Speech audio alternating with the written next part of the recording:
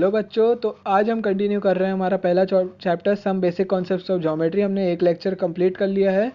अगर आपने वो नहीं देखा है तो देखिएगा, उसमें एक्सरसाइज 1.1 हमने कंप्लीट भी की है, तो देखिए। अब दूसरा पार्ट जो है आपका जो कंटिन्यू हो रहा है, उसमें ज्योमेट्री में आपको दिया हुआ है line segment, ray A B, line A B, ये सब के बारे में।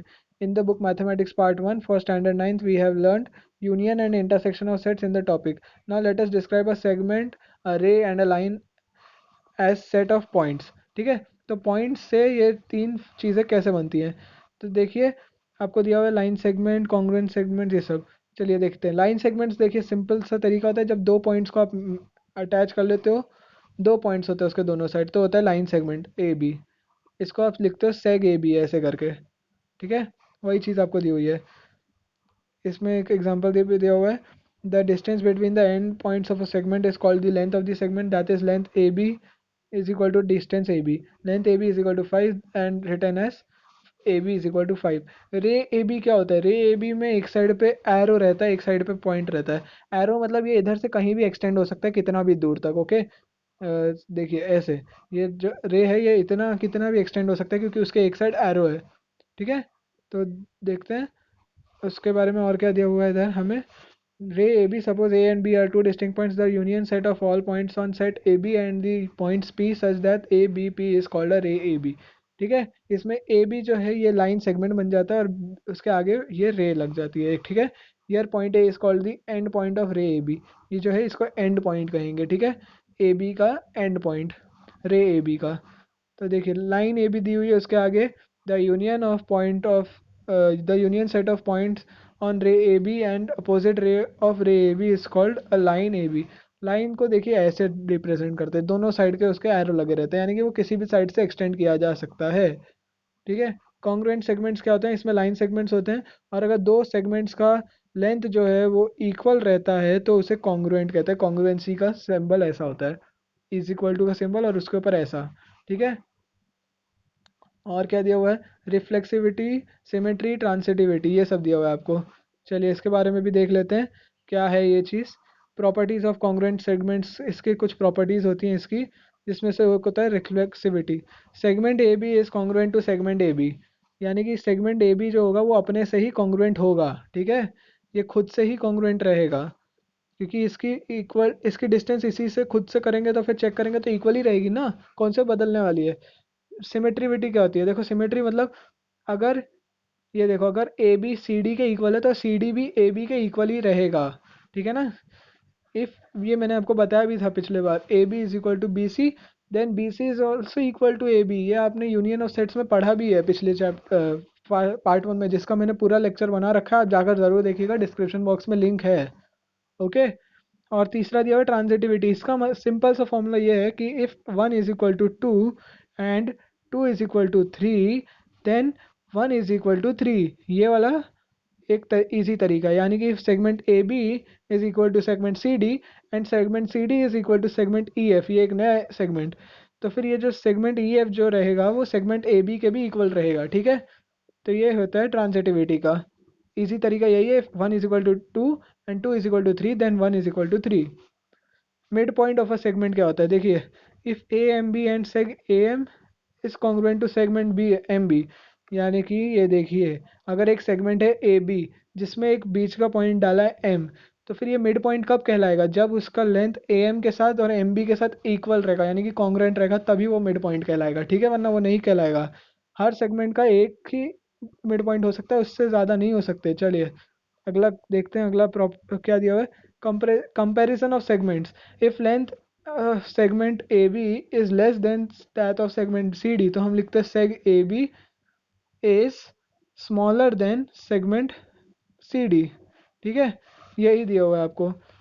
या फिर segment C D is greater than segment A B, इसी को कहते हैं comparison of segments. Perpendicularity of segment of rays. If the lines containing two segments, two rays or a ray and a segment are perpendicular to each other, then the two segments, two rays or the segment and the ray are said to be perpendicular to each other। इसका symbol होता है ऐसा। ठीक है, इसको मैं easy और सरल भाषा में आपको बता दूं।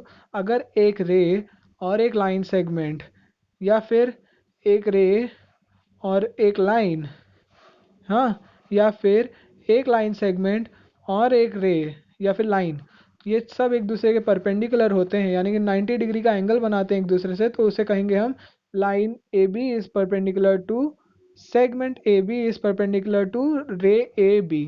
ठीक है, या फिर हम कहेंगे line A B is perpendicular to ray A B. इसी तरीके से होता है। ठीक है, तो देखिए, सॉरी, तो अगला क्या दिया हुआ है हमें, अगला दे रखा है हमें उसके बाद distance of point from a line. ठीक है, distance of point from a line, ये देखिए, if segment C D is perpendicular to line A B, ये जो सेगमेंट सी डी दिया हुआ है अगर ये लाइन ए बी के परपेंडिकुलर है और पी पॉइंट डी जो है वो सेगमेंट ए बी पे है, लाइन ए बी पे, सॉरी, लाइन ए बी पे है, और उसका लेंथ जो सी डी से होगा वो कहलाएगा डिस्टेंस ऑफ पॉइंट सी। ठीक है, distance of point C from the line A B, यानी कि एक लाइन है जो है ए बी, हाँ, उस पर एक पॉइंट है डी जो कि परपेंडिकुलर है और वो सी के साथ एक सेगमेंट बना रहा है, तो फिर हम कहेंगे कि distance of point C from line A B, तब हम उसका डिस्टेंस फाइंड कर सकते हैं। The point D is called the foot of the perpendicular, ये जो है ये फुट ऑफ द परपेंडिकुलर कहलाता है। If length C D is equal to A, इसका लेंथ जो है वो है ए, तो फिर हम कहेंगे कि point C is at a distance of A from line A B. ठीक है, चलिए अब हम एक्सरसाइज का शुरू कर सकते हैं। तो एक्सरसाइज शुरू करने के लिए देखिए इधर क्या दिया हुआ है, the following table shows points on a number line and their coordinates, decide whether the pair of segments given below the table are congruent और नॉट। देखिए पॉइंट दिया हुआ है टेबल का और कुछ क्वेश्चंस पूछे हैं, सेगमेंट डी ई और सेगमेंट ए बी। तो इसके लिए मैंने आपको कहा ना सेगमेंट डी ई, यानी कि डी क्या है, -7 है, हाँ, डी इज़ -7 और ई जो है वो है 9। तो हम हमेशा बड़े नंबर से छोटे नंबर को माइनस करते हैं तो फिर डिस्टेंस मिलता है, 9 - 7 यानी कि 9 + 7 जो कि हो जाएगा 16, यानी कि सेगमेंट डी ई की वैल्यू मिली हमें 16। ठीक है ना, ये डी ई की वैल्यू है। अब सेगमेंट ए बी की वैल्यू निकालते हैं, चलिए इधर ए क्या दिया हुआ है, -3 दिया हुआ है, बी 5 दिया हुआ है, तो फिर 5 - -3 इज इक्वल टू 8, यानी कि डी ई और ए बी ये दोनों एक दूसरे के कॉन्ग्रुएंट नहीं है, they are not congruent to each other because their distances or the length of these points or the segments are not equal to each other.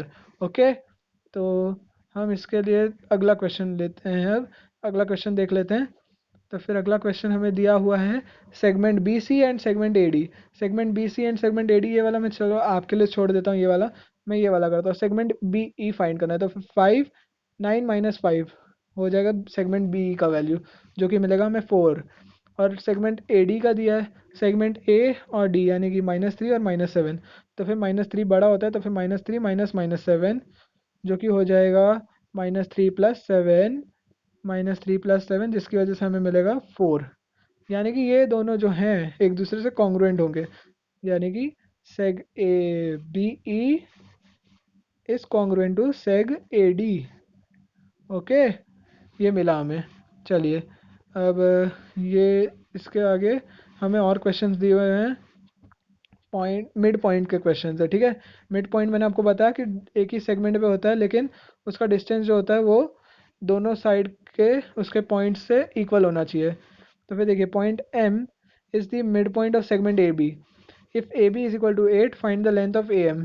इसमें हमें बता रखा है कि मिड पॉइंट है वो, तो फिर ए बी दिया हुआ है हमें, ए बी, ठीक है, ए बी दे रखा है और इसके बीच का डिस्टेंस है 8 और एम जो है इसका मिड पॉइंट है।